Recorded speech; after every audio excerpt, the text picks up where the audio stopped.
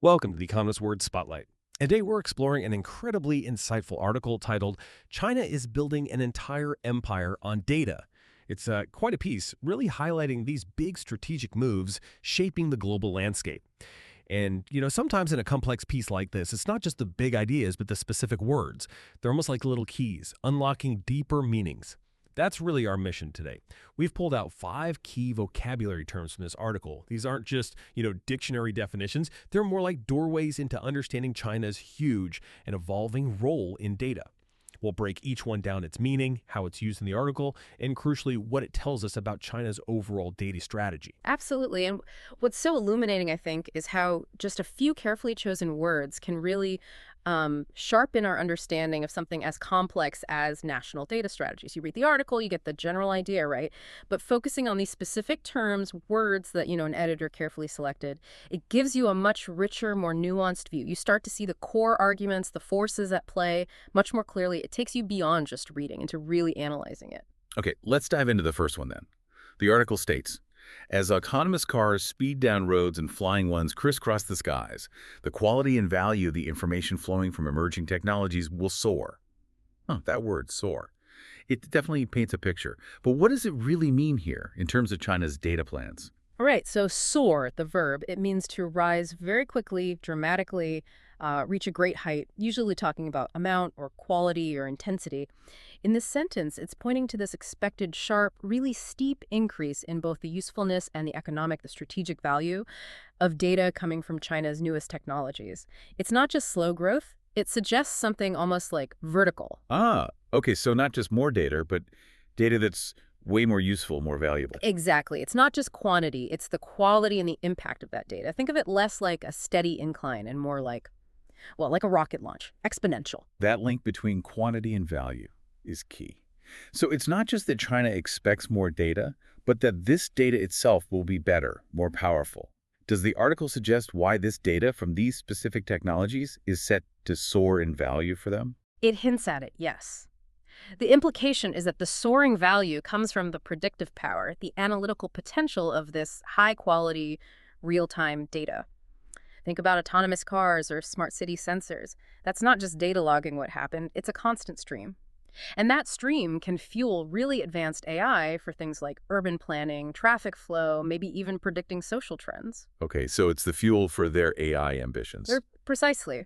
This kind of granular, high-fidelity data is really the foundation for building superior AI applications. And China clearly sees AI as absolutely critical for the economy and for national security. The opposite, by the way, would be something like plummet or decline, a sharp fall. Right. If data quality were to, say, plummet, any AI built on it would just fall apart, become unreliable. It really highlights why the soaring quality is so vital for them. So when the article uses soar, it's more than just an economic forecast. It feels like a statement of strategic intent aiming for AI dominance, powered by this superior data. It really captures that accelerating climb, volume meets quality, heading for the top spot in the global data game. China isn't just playing, they're aiming to lead. Okay, next word. This one helps us understand how deeply ingrained this data strategy is becoming. The article notes, the government is also embedding data management into the economy and national security. Embedding. It sounds fundamental. It is. Embedding, used like this, it means integrating something so deeply, so firmly, that it becomes a core, inseparable part of the whole system. So for China, data governance isn't, an add-on. It's not a separate thing they tack on later. It's being woven right into the fabric of how the economy works, how national security operates. Like the wiring in a house, not just the lamp plugged into the wall. Exactly that. It's part of the blueprint from the start. This suggests a very deliberate top-down integration affecting everything, from state companies to private tech firms. That's a huge difference. Not an add-on, but core. Does the article give hints about how they achieve this embedding? Is it just laws or something more structural? It seems to be a mix. Central policies, yes, but also leveraging digital infrastructure. Things like national data standards, rules requiring data sharing in key sectors, building these big cross-agency data platforms. Tech firms in China, they operate in a system where sharing data with the state for various reasons is often just part of doing business. which is quite different from how things often work elsewhere. Very different. In many Western countries, you have a stronger focus on, say, data privacy or corporate independence, which can lead to data being more siloed, more fragmented. The opposite of embedding might be isolating it or treating it separately. So this really shows China's goal: a unified, deeply integrated data system where data flows are centrally managed as a national asset. Right, so embedding shows this strategy of baking data governance right into the national DNA. It's fundamental, intrinsic. Data as the central nervous system for their ambitions, creating this state-directed digital world. Moving on, our next word really emphasizes the government's active, almost commanding role.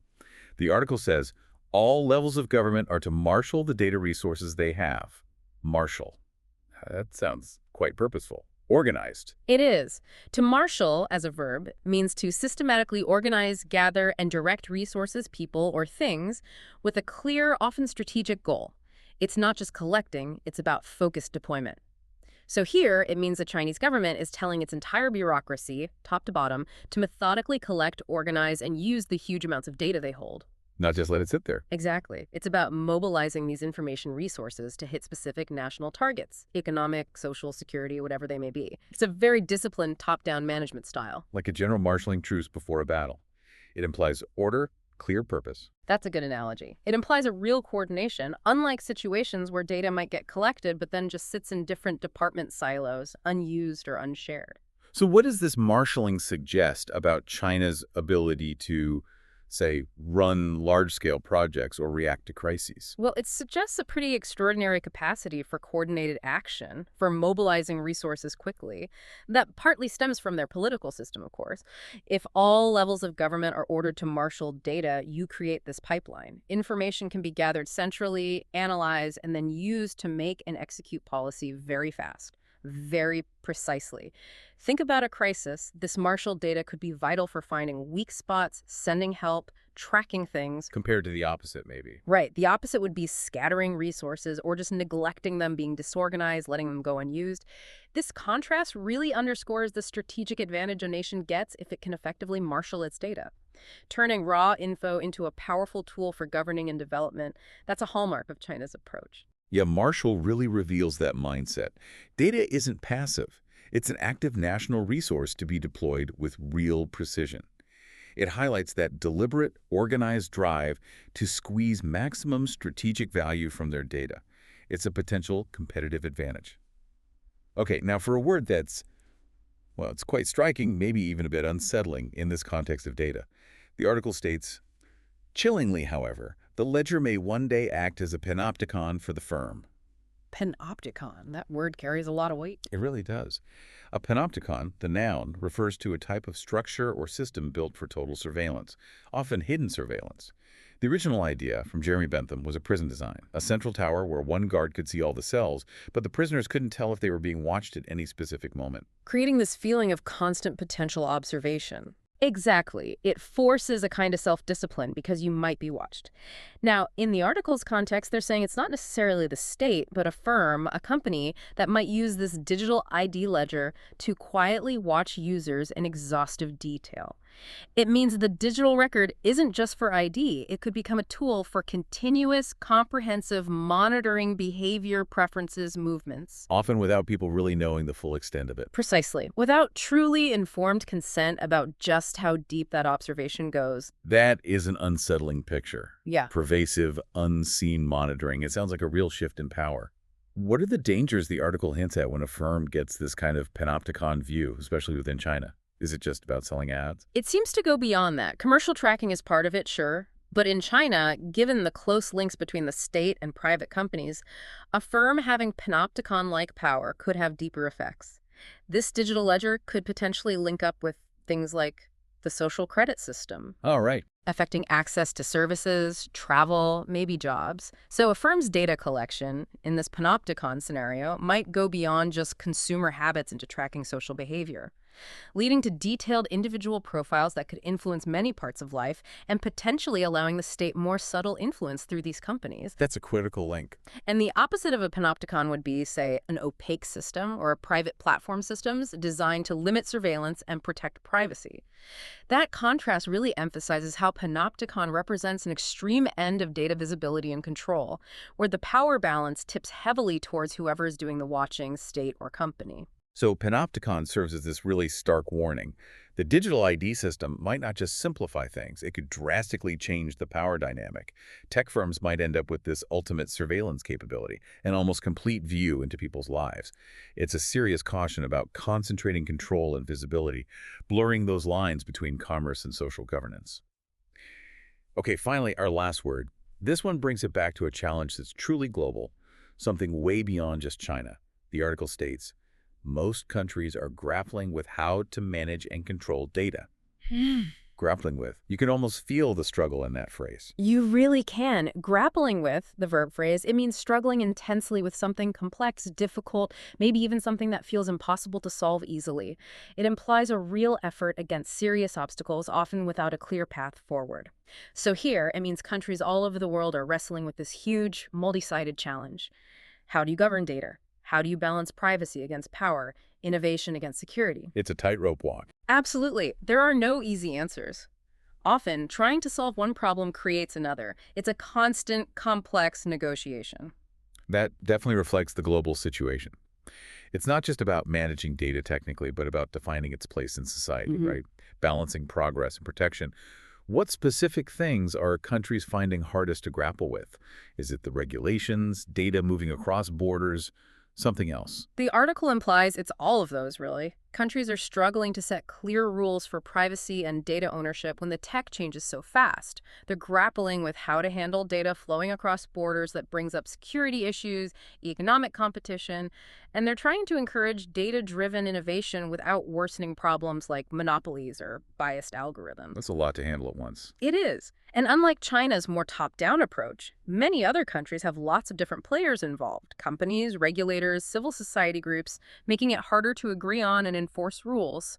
The opposite of grappling with, maybe ignoring the problem or having already resolved it easily. Which clearly isn't happening here. Not at all. The fact that most countries are still grappling just shows how massive and complex this whole data governance challenge is. A simple universal solution just isn't there yet. So grappling with really paints that picture of global uncertainty. Nobody has the final answer on data.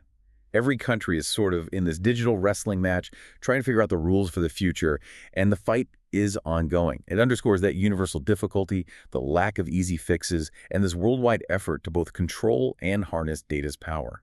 Well, that was a really illuminating journey through just 5 words. It really demonstrates how digging into specific vocabulary can unlock so much understanding in complex articles, especially one like this on China's data strategy. These words aren't just labels, they're lenses, helping us see the strategic shifts happening around us. Indeed. And this whole conversation, it brings up a really important question maybe for you, the listener, to think about. As the world gets more and more data-driven, with all these new technologies and national strategies like China's emerging, what specific parts of data management do you think will be the toughest for countries to really grapple with in the next few years? Is it going to be privacy versus innovation, security versus open trade, or maybe something fundamental like who actually owns data in our connected world? That's a great question to mull over. Definitely keep an eye out for these words: Soar, embedding, Marshal, Panopticon, and grappling with when you're reading. Notice how they're used, how they shape the story, and reveal those deeper meanings in this critical global conversation about data. Until next time, keep exploring and questioning.